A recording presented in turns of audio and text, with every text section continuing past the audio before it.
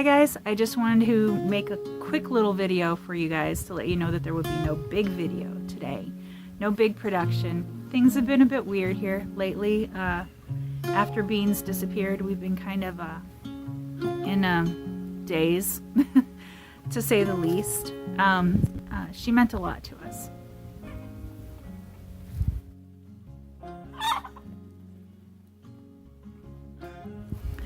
Leave it to the chickens to make you smile.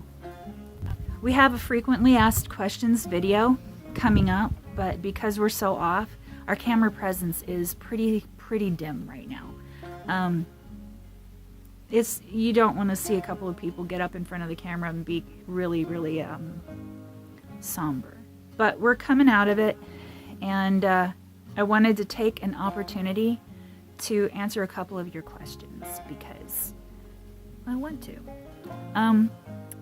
So I would have to say that the number one question I get asked on our channel is, are we friends with Eric and Arielle Ilya of Simple Living Alaska?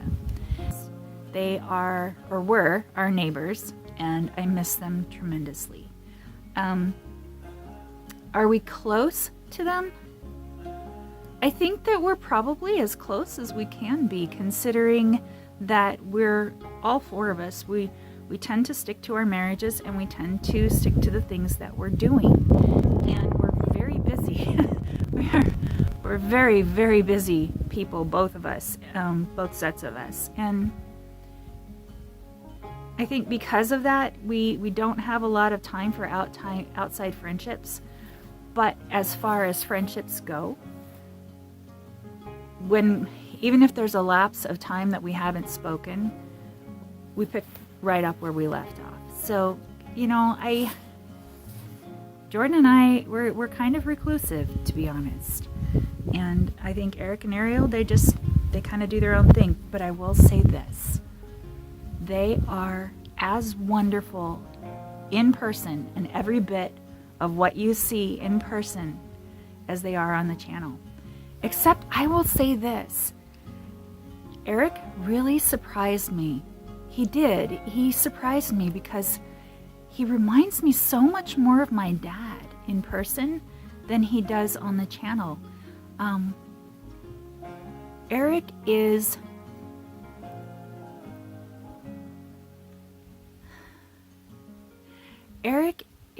such a cheery bear. Like, he's so much more happy and sprightly. Sprightly is a really good word. My dad is sprightly too. And he's just go, go, go. And he wants to do stuff, and he's excited, and he's happy to do things. And there's just a perpetual smile on his face. And just the sweetest guy. Just the sweetest guy. Gentle and sweet and just focused on his work and happy to do it. Arielle is adorable. Absolutely adorable. Like all the adorbs that you see of her on her channel, she is every bit as wonderful in person as she is on her channel. So yeah, there's that answer to that question. I haven't spoken to them in a while, pretty much since they moved, because they've been really busy, and now they live far away, and I miss them. Yeah, and really miss them. I had a hard time earlier this year with them leaving. Leave it to chickens to make you smile. And the next question I wanted to answer is actually more of a question directed at me instead of Jordan and I. So I thought I'd just go ahead and answer it here. Yvonne asked this question. How do I know so much about construction? I would have to say that I don't know a lot about construction, but I have been completely obsessed with it since I was about 24 years old. I was pregnant with my son, and we moved into a house in Fremont, Ohio, and it needed some work. And so my dad came out to visit, and he showed me how to split cracks in the wall, to clean them out, spackle them, sand them, and repaint them. And those were concepts that had never occurred to me that I could actually do. Like, so I saw a crack in the wall, and I don't know what to do with that. you can fix it. And the idea that I could there's a chicken hiding under the tree. Hi, baby. What you doing? Really? I have no food right now, sweetheart. Hi, Coachy.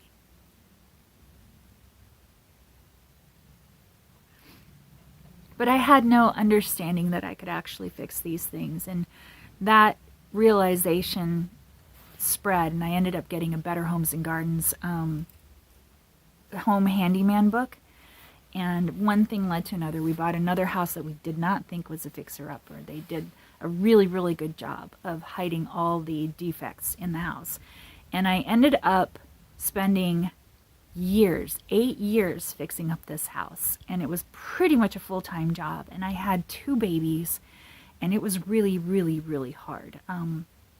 So yeah, I've been completely obsessed with it. I'm fascinated by it. Prior to moving here, like, all of my free time was spent watching YouTube videos on how to build this, how to build that. I got into woodworking and started working on my joinery, and yeah, I love building stuff. I love working with my hands, and so moving here and building this enclosure, building the chicken coop, designing it, and trying to figure out how to work with gravity to build this design that was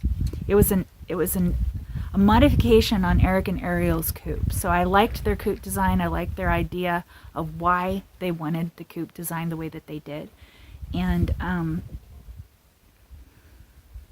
yeah, I just wanted to build it bigger, a little differently, and I wanted to test some of my ideas on how to work with gravity to make this a much safer coop than what I built the enclosure to be. So it has been a really, really good build. So far it's holding up beautifully, and I'm very confident in it, and if we ever do build a cabin, I'll be employing some of those techniques in that build. Which leads to another question. What are our plans for being here, for the cabin, for building a house? The reality of our situation is that,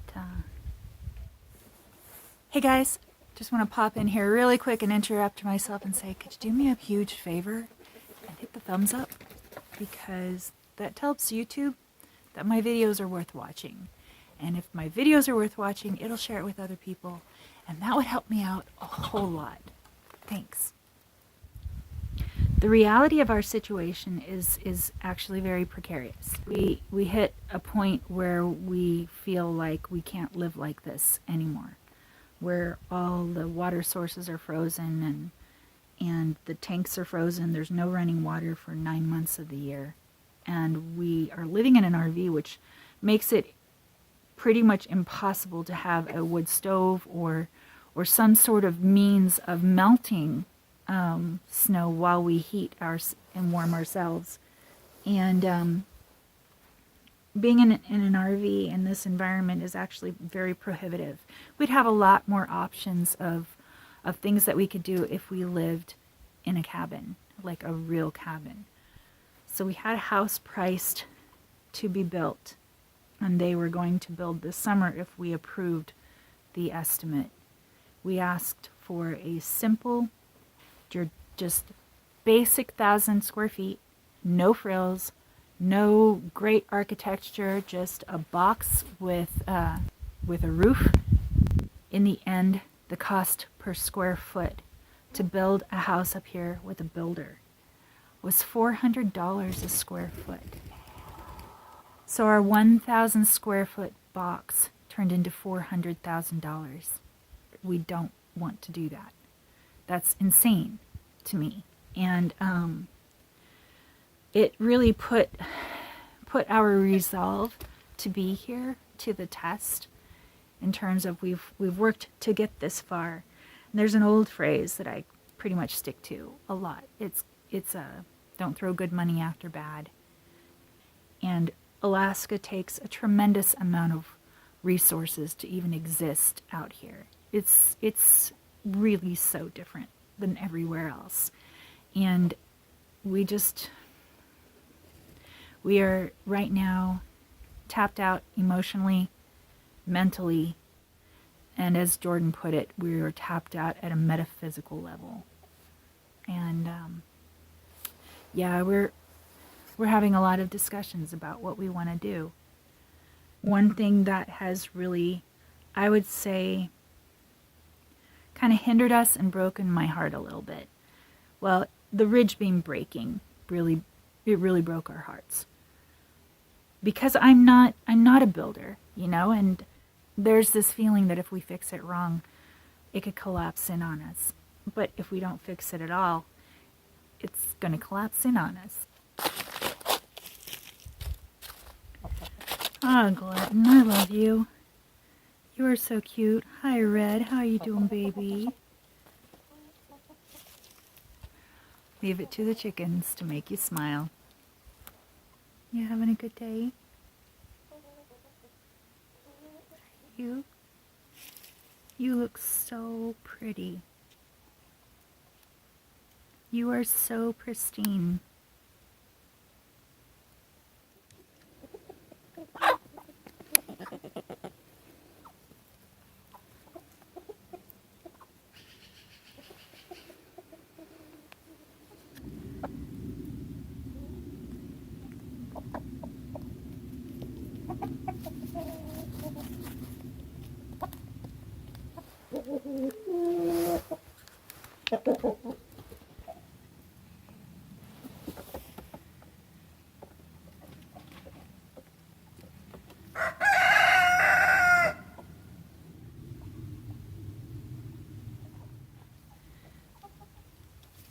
Hi, babies. What's up?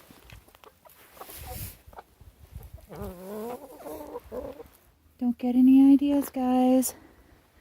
No ideas. So, BG, I do need you to come down because you're going to poop on the generator. Oh, I know I can get you. I know. I got you, honey.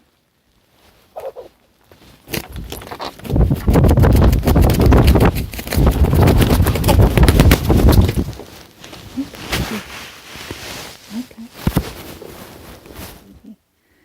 So,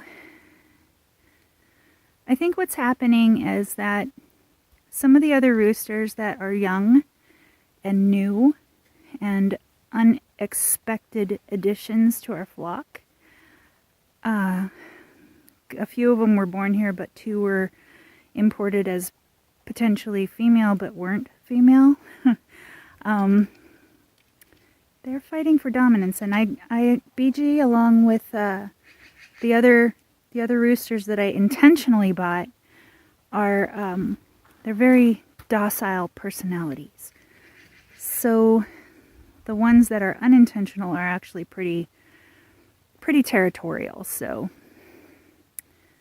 BG just wanted to find a nice quiet place to perch. I'm gonna see if I can help him find a better spot than the solar panels. Well, I put BG on the ATV because it's made of plastic. It's a little less cold. Oh, hi, Spacey. Spacey is also one of my shadows. She follows me everywhere. But I put him on the ATV because it's a little bit warmer to the touch. He can stand up tall and watch everybody stay kind of out of the fray. Got some competing roosters. So he just kind of wants to stay out of that drama. He's a good boy. So he's also doing a little bit of gasping, so I'm going to keep an eye on him for a day. If he keeps doing it tomorrow, I'm going to give him some gapeworm treatment and see if that helps him. Chicken drama. So much chicken drama. It's kind of a tough time. It's starting to get cold out. Nobody has... Oh, you just pooped in my ATV? Spacey. Yeah, they do that. It's time to get Kitty's litter box out of the ATV. We've been keeping it here for the smells because we wanted to help her find her way home if she was out there. And it's been 3 weeks. Okay, time to take that down. Hi, Amy. How are you, baby? Hey, Amy, when are you going to start laying blue eggs? Soon? Really? That'd be very exciting. I just wanted to take an opportunity to thank you for sticking with me through the last 8 months.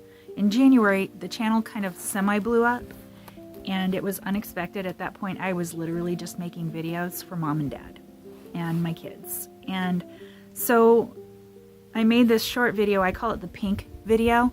The thumbnail is very pink. And that video kind of blew up-ish a bit, and it was unexpected. I wasn't looking for it, I didn't expect it, and it kind of threw me for a loop. But I had an entire story progression to go through to show my parents and my kids what we had gone through to get to this point. And it was really important to me to show that, to document that for me and Jordan. And I really do appreciate everybody who hopped on the bus and came along that ride with us. And I really appreciate every single one of you who toughed it out and faithfully watched all of our videos. And there are some of you out there, you consistently make comments, and boy, you guys just mean a lot to me. And I really appreciate you. I really appreciate your support, and I appreciate everybody for sticking through it with us, and watching and commenting and just being supportive. Really appreciate it. In through my stone heart, I thought I'd found my way, alone with my worries, but you with your heart on your sleeve, me with my broken dreams. I'd never make it very far without you here.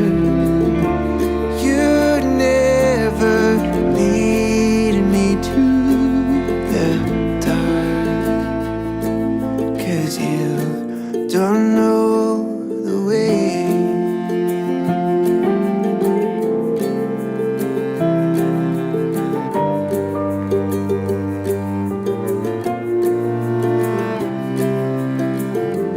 My pieces scattering about windy ocean, your net cast fall away. How did you notice me with my broken dreams? Oh, you with your heart on your sleeve. I'd never make it very far without you here. You'd never lead me to the dark, 'cause you don't know the way.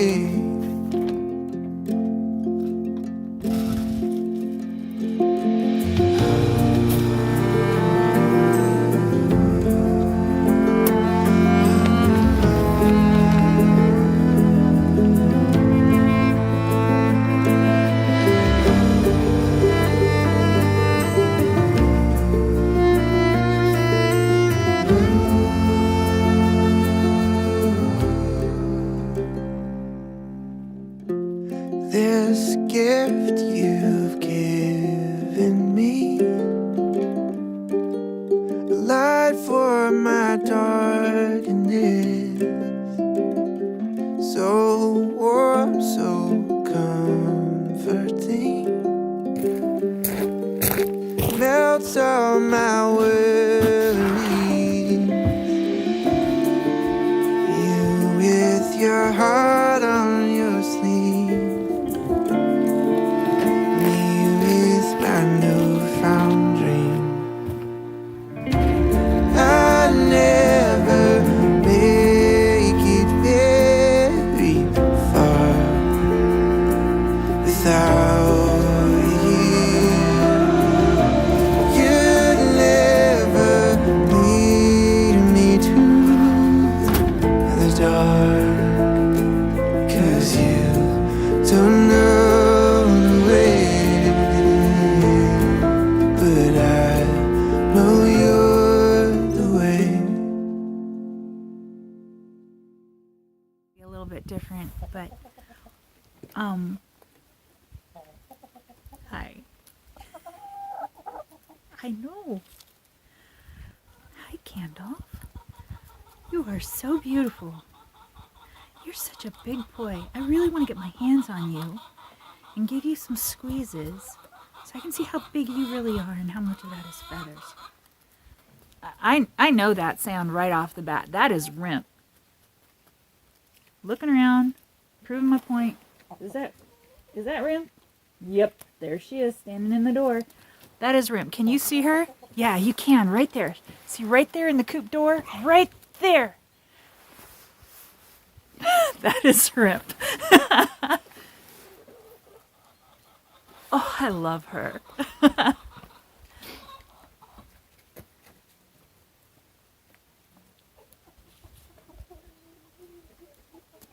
I love chickens. I know. Hi, Laverne. Hi, Bailey. Hi, Spacey. Oh, hello, Laverne. What you doing? Can you see Laverne? Laverne has come out to visit. Let's see if I can move the camera without freaking her out.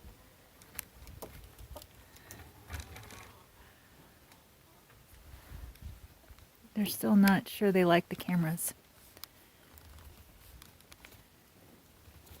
This is Laverne. She's a lavender Orpington. She's gorgeous in person. Like, so her feathers are like this this really soft gray, and she's just careful there. It's slippery. Not a lot to hang on to. Yeah. Oh. Yeah. I love my chickens. The feeling is reciprocated. But yeah, they don't like to be held. Did you know that chickens don't like to be held? Do you know why they don't like to be held? I have the answer to why chickens do not like to be held. It's because, quite simply, they don't pick each other up. They don't pick each other up. This is not something they do. Right? You don't pick each other up. I know. Sorry. I used a harsher voice than I'm used to with you. Red, you're looking a little bald, boy. You coming over to see me? I won't pick you up. What you doing? Really? What you up to? Are you having a good day? You want my arm? You're not sure about my arm? She won't let me pick her up. She'll eat out of my hand. She'll step on my feet. She will not let me pick her up. That is a chicken for you. Right? Look at that fluffy butt. That's an awesome fluffy butt. Okay. So yeah.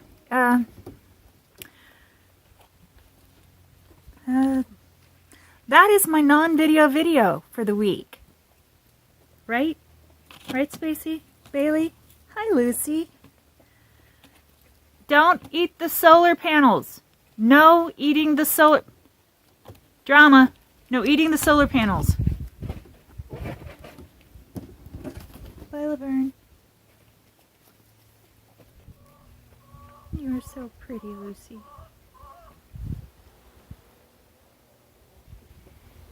Well, that's really all I have for you today. Thank you for taking a moment with me, and say hi to me in the comments. Hit a thumbs up.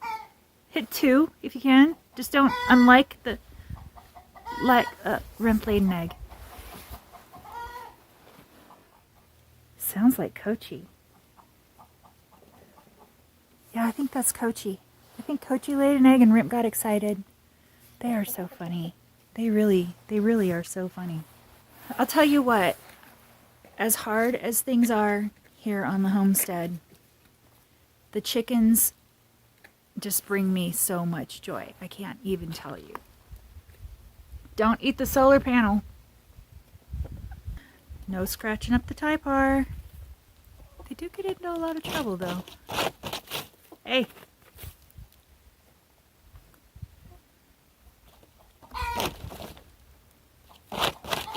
We got an egg.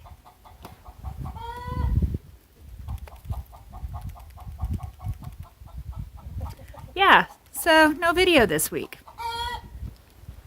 Bye.